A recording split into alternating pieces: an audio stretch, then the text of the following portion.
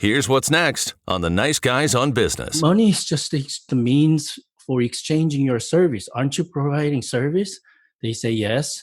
You're providing service, and then unless your goal is completely non-profit and missionary, that you Right. only provide free services, you have to get some exchange for providing your service, and that is the money, and that money is just the medium. Okay, move my appointment with Mrs. Bellows back 90 minutes. What? Oh, just snake a tube down her nose. I'll be there right after I listen to a few more episodes of the Nice Guys on Business. Go from where you are now to where you could be.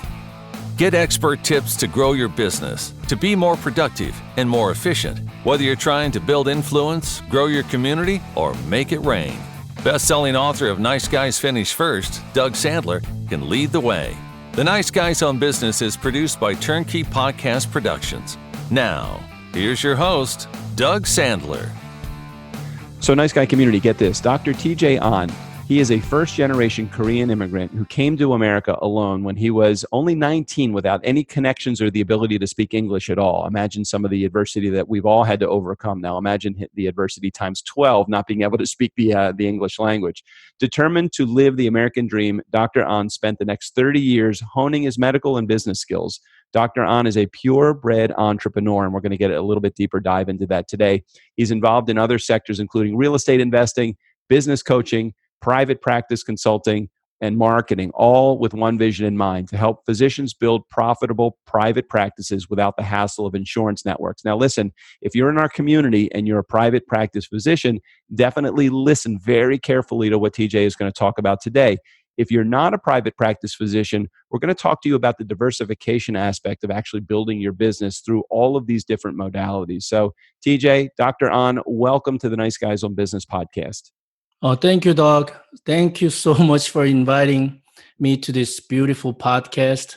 I'm very happy to have you here. And what was great is we were connected through your publisher, Bestseller Publishing, and they send me guests that oftentimes have a very specific market, but also have a way of being able to do what they do in a very diversified way. In your case, I see while you're a private practice physician yourself, that is an area that you've learned to deal with coaching. You've done real estate investing. Can we start with just an overall, what's your background? Why is it that you decided that it's not just the medical practice that's good, but all of these other components of building your career? Yeah. So, as you introduced me at the beginning, I came to United States with a dream in mind, right? That typical people say American dream. So, from South Korea, obviously, I was 19. And then for some reason, since I was 14, I guess that's that people talk about the vision board. I felt like I always wanted to go out of comfort zone since I was a kid. Mm-hmm. And, 19 years old, I felt like I couldn't reach my dream, and I don't know what kind of vision I had at the time, but it felt like I was confined. So I came to United States, and I love helping people, right? I love helping friends. I love helping colleagues. And then I was thinking basically, well, I didn't tell you about this, but my mother's side, they were basically medical professionals. Mm-hmm. They were doctors, but they kind of forced me to go into medical, education, right? Yes. Like typical parents, right? Right. But that made me kind of completely go opposite. I'm like, I don't want to do what my parents tell me to do, Mm-hmm. So I went to completely the other, like different field, computer science and business. And I also chose state of Tennessee on purpose, that I knew there were no Korean people there. So you really wanted to immerse yourself in the American culture quickly. Yeah. I kind of, at the beginning, I regret it a little bit, right? The southern accent, the completely unfamiliar. I didn't have a good English skill at that time, anyways. But now I look back, those small decision making, a process that I did every little decision that I made, that kind of made me who I am now. Mm-hmm. So, not anyways, so I completely converted my career again. I went to, medical education. I became a podiatrist, a foot doctor. Mm-hmm. And then, so I did my education in Chicago. Everything basically was good, just being a doctor, helping patients. That whole healthcare system was running okay when I got out of my medical school, did my residency, started 2003, up about until like 2008. That's when kind of the whole healthcare system it's is not working as it should be. Right. So yeah, that's when I start thinking about, okay, I cannot be successful, do my things that I love to do, helping people, enjoy my own life, having family, etc., with conventional this healthcare system. So when is it that you decided that diversification was key? It looks like you started with with this medical degree in podiatry, and you were successful at that. But 2008 brought probably a lot of adversity into that environment. You didn't have any formal training in any kind of business experience, or other than growing your practice, which is probably a huge business feat. But at the same time, medical business doesn't necessarily relate completely to the private sector. So share a little bit about how you had the ambition or the drive or the know-how really to understand how to get out of what you were doing and maybe use it as just one part of your income, but to start doing all of these other things as well. Well, the friends, right? The people you meet through your life, I really believe that's so critical, because at the time you may not realize whom you're like talking to or making friends with. That famous quote, if you're the average of five people you hang out the most, that really resonates with me. That I just met great people for some reason. I'm just so lucky and fortunate that like I never confined myself into only medical profession. Mm-hmm. I am still always curious about other things, how things work and how business work, how world moves around. So I think I met great people along the way, and then kind of being in that kind of environment, hanging out with great people, made me realize, for me to have more open-minded. Okay, I see basically, to run private practice, just like running any business, it's entrepreneurship. There's a revenue and there's expense, and obviously when revenue goes down and expense goes up, then naturally your cash flow and your profit plummets. And that's what I was experiencing around that 2008 to 2012.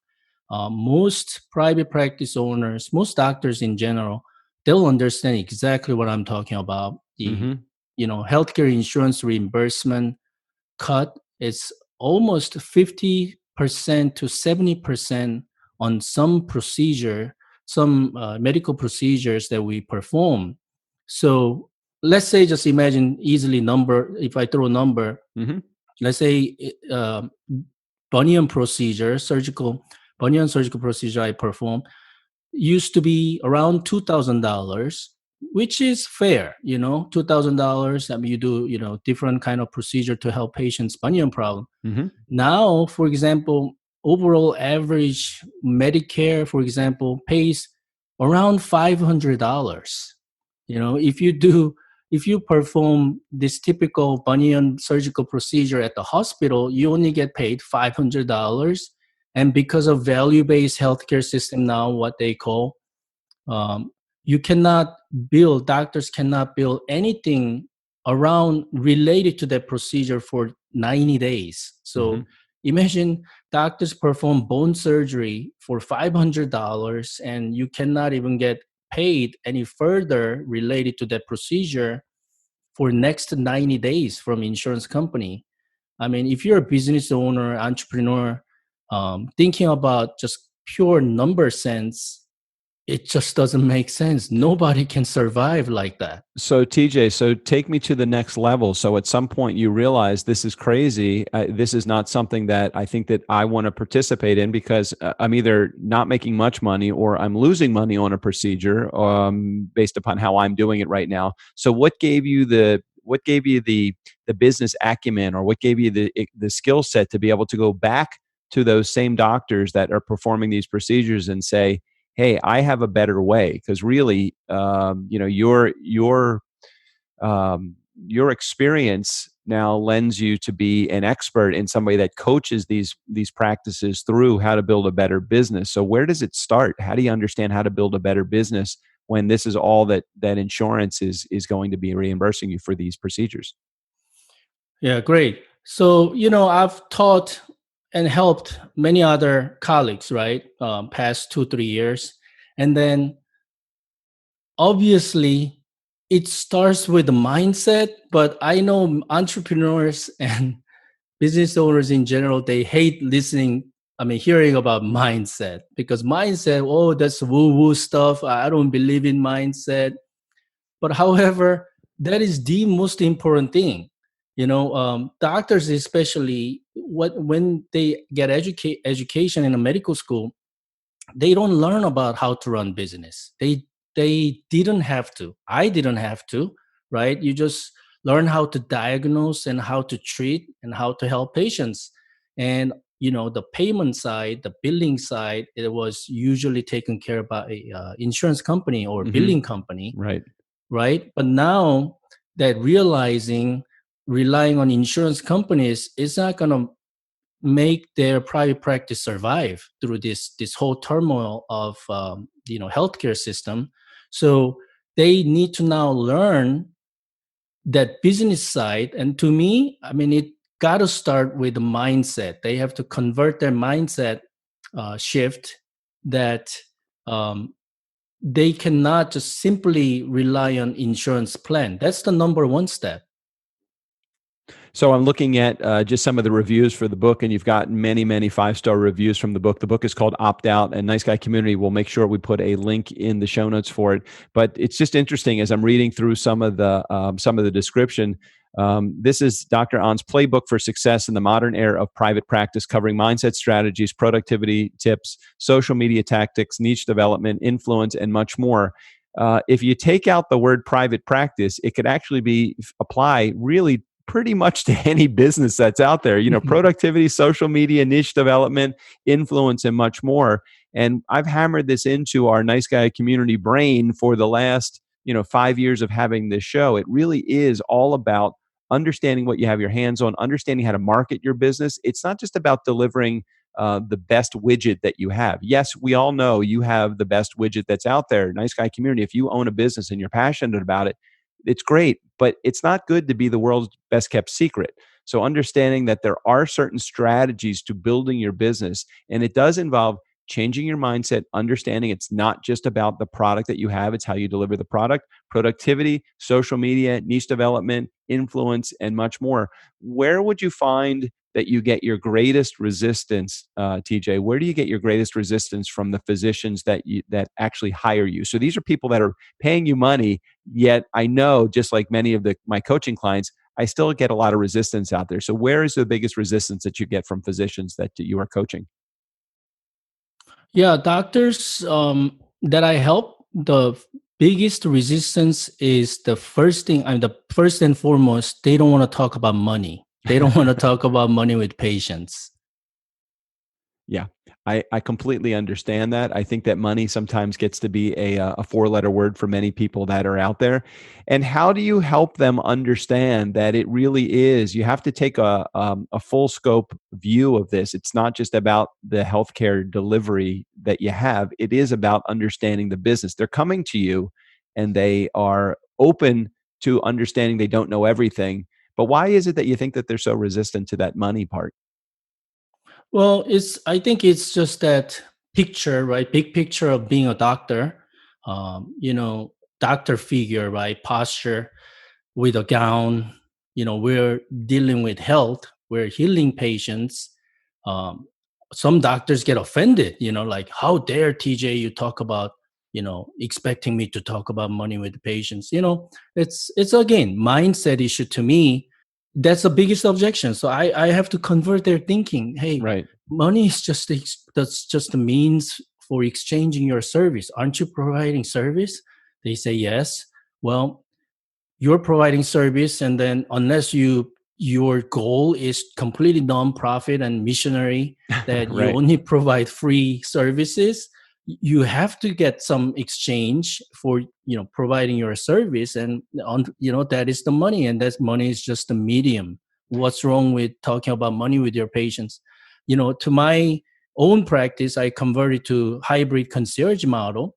I call it hybrid concierge because it's perfect blend between health insurance plans and cash pay model. Mm-hmm. And then, you know, actually patients completely in opposite sense what two doctors beliefs. Patients appreciate when I talk directly about money, that it is nothing more than the medium for exchanging service. Well, 100% agree with you. And as my own personal experience, I can tell you whether I'm going to a dentist, a specialist, a surgeon, the conversation about money, when it doesn't happen, it leaves me feeling like I don't know what's going to happen, not only with the medical procedure, but with the financial procedure as well.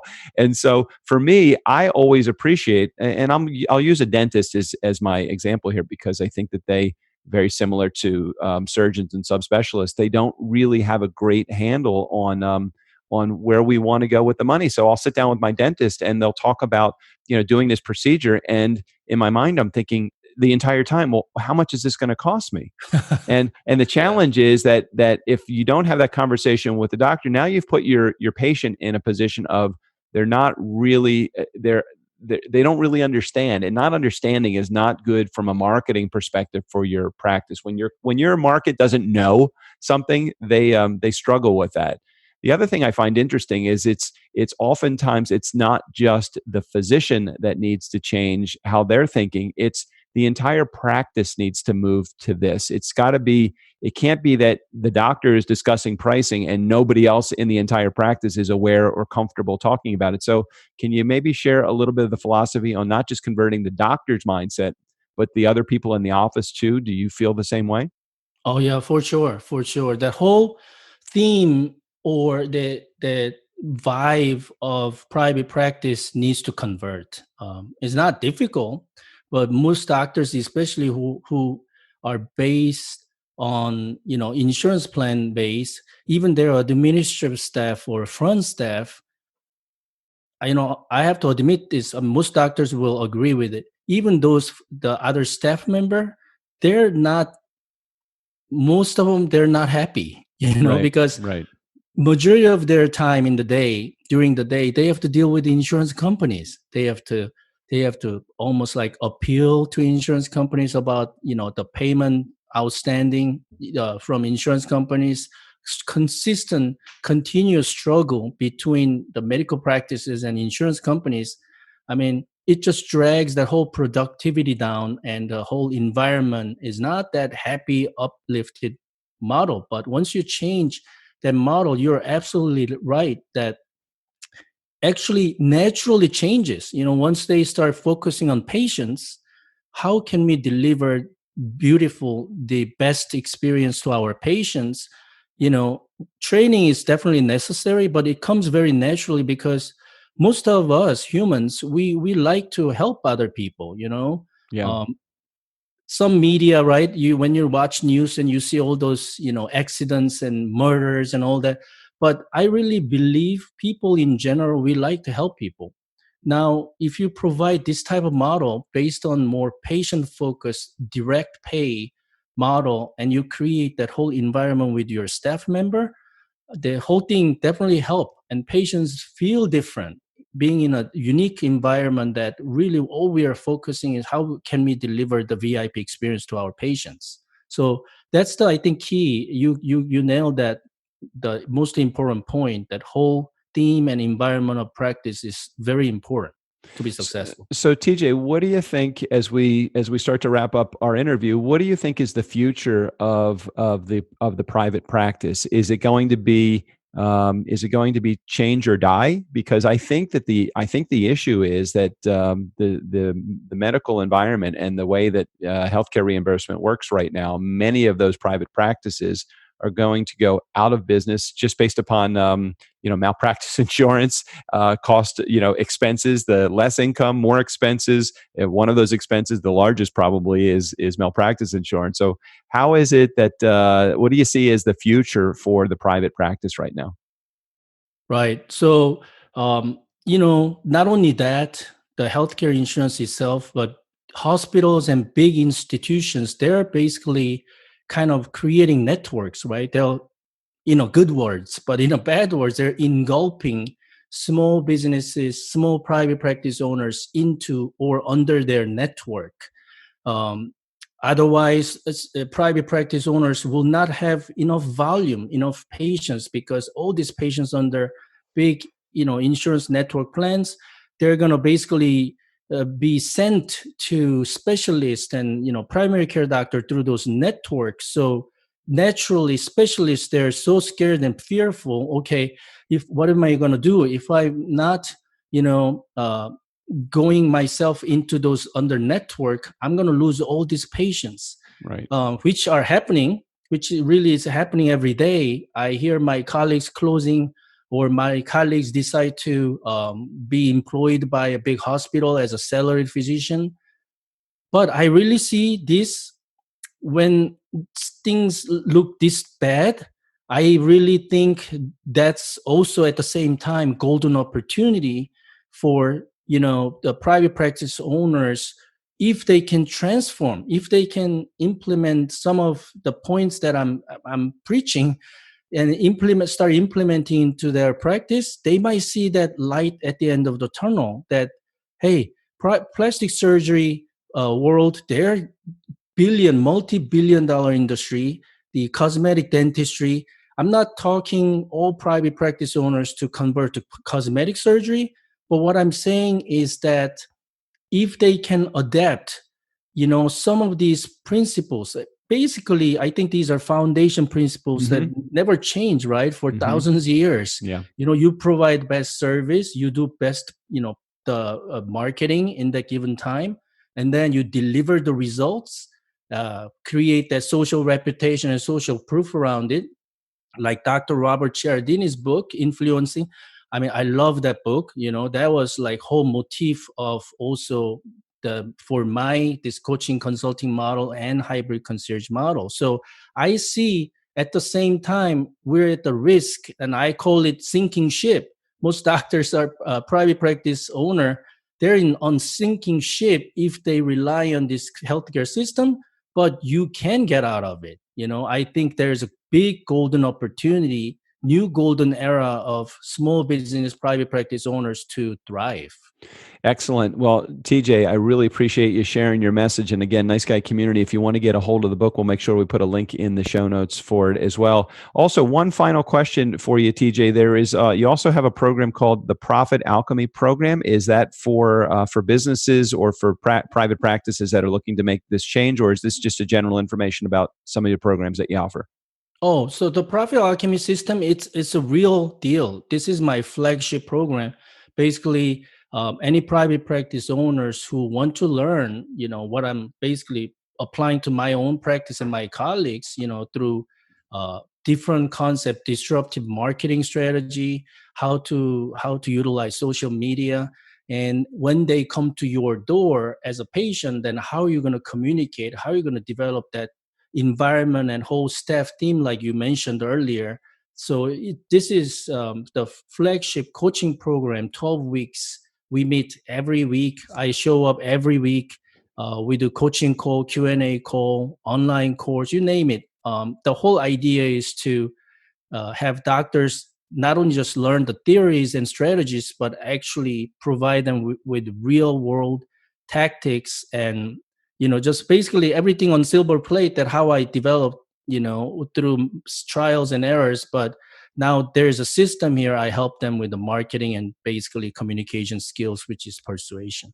Amazing. And again, Nice Guy Community, we'll make sure we put a link in the show notes for the class as well. TJ, thank you very much for sharing your message and your inspiration and what you're all about. I think that I love the approach that you take. It's not just delivering great medical care. It's understanding if you don't reach your market and you don't do it in a creative way, then you're going to go out of business no matter how good a physician that you are. So thanks for sharing your message today. You're welcome, Doug. Nice Guy Community, never underestimate the power of nice. Again, special thanks to Dr. TJ An. All of his information, including links to his free masterclass, also to the Profit Alchemy program, and to his book called Opt Out: How to Take Back Financial Control of Your Private Clinical Practice Without the Hassle of Insurance Companies. That will be right there in the show notes. Steve O'Brien, go ahead and take us out of here. For the Nice Guys on Business, I'm Steve O'Brien. Fill up your week with the nice guys. Haven't they run out of people willing to talk to them yet?